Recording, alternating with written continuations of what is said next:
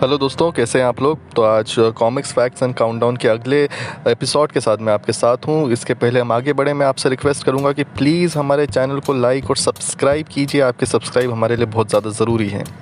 तो आज का हमारा जो टॉपिक है वो ये है कि कौन कौन से ऐसे कॉमिक्स हीरोज़ हैं जो कि एक से ज़्यादा इंडियन पब्लिकेशन में आए हैं। जी हाँ, पॉइंट ये है कि वो एक से ज़्यादा इंडियन पब्लिकेशन में आए हैं। ऐसा नहीं कि एक ही फॉरेन में आया और एक इंडियन में आया तो उसको हम यहाँ नहीं गिनेंगे। जैसे कि मैं एग्जांपल देता हूँ, जैसे डायमंड कॉमिक्स में ही मैन आया था, वो फॉरेन का कैरेक्टर है लेकिन इंडिया में हिंदी में आया। वैसे ही सुपरमैन, बैटमैन, स्पाइडरमैन ये भी हिंदी में छपे हैं डायमंड कॉमिक्स के अंदर। आर्ची छपा है डायमंड कॉमिक्स के अंदर हिंदी में। तो वो फॉरेन में छपे हैं और इंडियन में एक ही पब्लिकेशन में, तो उनको हम यहाँ पे नहीं गिन रहे हैं। यहाँ पे हम उनके बारे में बात कर रहे हैं जो कि एक से ज़्यादा इंडियन पब्लिकेशन में आए हैं। और ये रैंकिंग नहीं है, ये खाली एक काउंटडाउन है, तो इसलिए ज़रूरी नहीं कि लास्ट वाले को हम नंबर 1 रैंकिंग दे रहे हैं।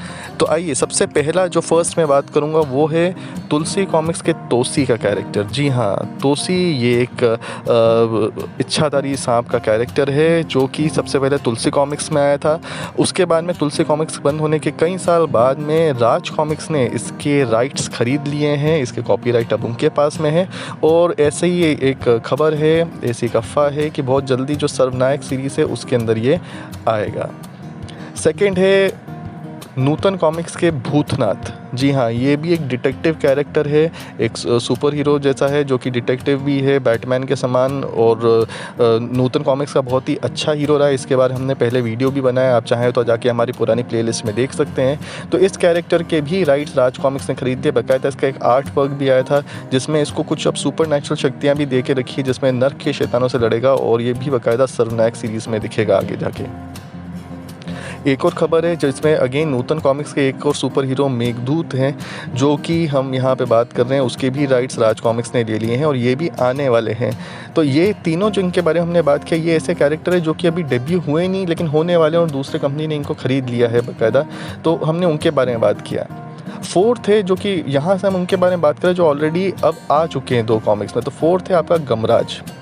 गमराज सबसे पहले आया था किंग कॉमिक्स में और बाद में वो राज कॉमिक्स में आ गया। हालांकि एक बात मैं आपको याद दिला दूं दोस्तों कि गमराज जो किंग कॉमिक्स में आया था, किंग कॉमिक्स राज कॉमिक्स की ही एक सहायक या एसोसिएट कंपनी थी, तो वहाँ पे कोई कॉपीराइट का इतना बड़ा इशू नहीं था। बट स्टिल, क्योंकि बैनर अलग था, पब्लिकेशन अलग था, तो ये भी इस लिस्ट में आता है। नेक्स्ट है फैंटम या चलता फिरता प्रेत जिसे बोलते हैं, वेताल जिसे बोलते हैं। ये फॉरेन कैरेक्टर है नो डाउट, लेकिन इंडिया में 2 पब्लिकेशंस में आया है। एक तो आया है इंद्रजाल कॉमिक्स में और दूसरा आया है डायमंड कॉमिक्स में, जिसमें डाइजेस्ट के रूप में इसकी काफ़ी कॉमिक्स निकाली गई है। तो फैंटम की भी यहाँ पे जगह है नंबर 5 पे। जब फैंटम के बारे में बात करें तो हम बात करेंगे नंबर 6 पे मैंड्रिक द मैजिशियन की। बिल्कुल फैंटम के समान ये भी एक ऐसा जादूगर है जो कि सुपर हीरो भी है और ये फॉरेन का कैरेक्टर है, लेकिन इंडिया में भी ये इंद्रजाल कॉमिक्स में पब्लिश हुआ और इंद्रजाल के बाद में ये डायमंड कॉमिक्स में भी पब्लिश्ड हुआ है। नंबर 7 है किंग कॉमिक्स का ऑलराउंडर वक्र। अगेन जैसा मैंने बताया, ये ओरिजिनली किंग कॉमिक्स में चालू हुआ था और जब किंग कॉमिक्स बंद हो गया तो ये जो कैरेक्टर है ये हर खेल में दक्ष था। तो इस कैरेक्टर को बाद में सुपर कमांडो ध्रुव, परमाणु और तिरंगा के साथ में एक मल्टी स्टारर आई थी, झंडा ऊंचा रहे हमारा, तो उसमें भी ये आया है और बाद में सर्वनायक सीरीज़ में तो आया ही है। तो ये भी इस लिस्ट में नंबर 7 पे है। नंबर 8 में है ब्लाइंड डेथ। ये भी किंग कॉमिक्स के हैं लेकिन ये भी अलग से पहले ही राज यूनिवर्स में आ गए थे और तिरंगा और भेड़िया के साथ भी अलग अलग कॉमिक्स में दिखे हैं। फिर हम बात करते हैं नंबर 9 पे किंग कॉमिक्स के अभेद्य, लीज़ा और वीगा के बारे में। इन तीनों को हमने एक साथ यहाँ पे गिन लिया है क्योंकि ये अलग से राज कॉमिक्स में नहीं आए थे, लेकिन सर्वनायक में इन्होंने एंट्री मारी है, सर्वनायक सीरीज़ के अंदर। तो बाकायदा इसमें इन्होंने एंट्री मारी और जिसमें अभेद्य की तो बेचारे की वहाँ पर मौत भी हो चुकी है, बट स्टिल हो सकता है वो आगे जाके जीवित कर दिया जाए उसे। तो ये भी तीनों कैरेक्टर इस लिस्ट में नंबर 9 पे हैं। नंबर 10 पे है मनोज कॉमिक्स के असगर। अब यहाँ पे भी एक अफवाह है कि ये भी इच्छाधारी असगर जो है राज कॉमिक्स, अब ये जो इच्छाधारी सर्पों का जो यूनिवर्स है बढ़ाने वाला है, इसलिए उन्होंने सबसे पहले तोसी के राइट्स लिए और अब असगर के भी राइट्स ले लिए, ऐसी यहाँ पे खबर है। और ये भी जल्दी दिखाई देगा राज कॉमिक्स के अंदर किसी न किसी सीरीज़ में, सर्वनायक में हो या किसी और में, अभी उस बारे में कुछ क्लैरिफिकेशन नहीं है और अभी ये भी अफवाह कन्फर्म नहीं है, लेकिन कई बार इसके बारे में बात आई है। हालांकि तोसी, असगर और नागराज का जो आपस में टकराव है ये फैन मेड कॉमिक्स में ऑलरेडी बन चुका है। इल्यूमिनाटी के ही फ़ैन मेड कॉमिक्स बन चुका है, जो कि किंग ऑफ द रिंग और टर्निंग पॉइंट सीरीज़ के अंदर है। ये कॉमिक्स फ्री है, तो आप इनको बाकायदा हमारी वेबसाइट से डाउनलोड करके पढ़ सकते हैं। लिंक नीचे दिया हुआ है वेबसाइट का डिस्क्रिप्शन में, वहाँ पे जाके आप इसको देख सकते हैं। लिस्ट में जो नंबर 11 है वो आपके लिए सरप्राइजिंग नाम होगा, वो है एंथनी। जी हाँ, एंथनी के बारे में बात कर रहा हूँ।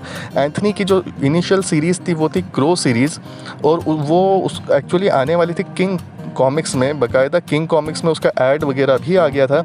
अभी हमारे पास अवेलेबल नहीं, इसलिए हम आपको शो नहीं कर पाएंगे, लेकिन एंथनी किंग कॉमिक्स में आने वाला था, बट अचानक से इनका प्लान चेंज हुआ और किंग में डेब्यू होते होते वो राज में डेब्यू हो गया।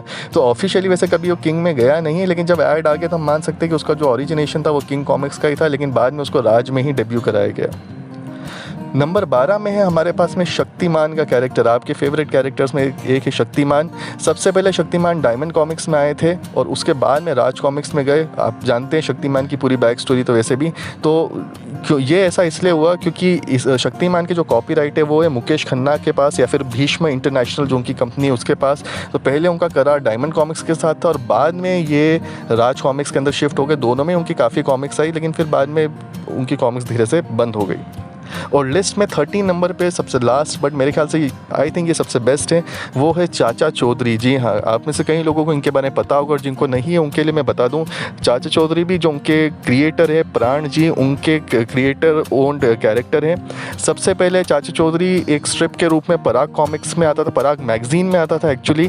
धीरे से फिर बाद जब प्राण जी वहाँ से शिफ्ट होकर आए तो लोटपोट के मैगजीन में भी इनकी कॉमिक्स आने लगी, और फिर बाद में डायमंड कॉमिक्स ज्वाइन करने के बाद में से फिर जो चाचा चौधरी का कैरेक्टर है वो डायमंड कॉमिक्स के मेन हीरोज़ में से एक बन गया। तो ये एकमात्र ऐसे इंडियन हीरो हैं, कैरेक्टर है, जो कि 2 से ज़्यादा मतलब 3 पब्लिकेशन के अंदर अलग अलग टाइम पे पब्लिश हुए हैं।